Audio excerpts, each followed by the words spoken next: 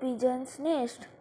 On a lazy Sunday afternoon, George and his friends saw a pigeon taking one twig at a time from the barn. The boys started observing the pigeon. They wondered what he was doing. The pigeon flew from the barn to the tree and back again. At the end of the day, the pigeon had a beautiful nest ready on the tree. He had managed to make an entire nest by taking one twig at a time. As the sun set far away on the horizon, the pigeon peacefully slept in his nest.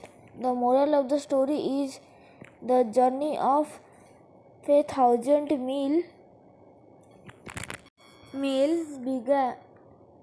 mile begins with a single step.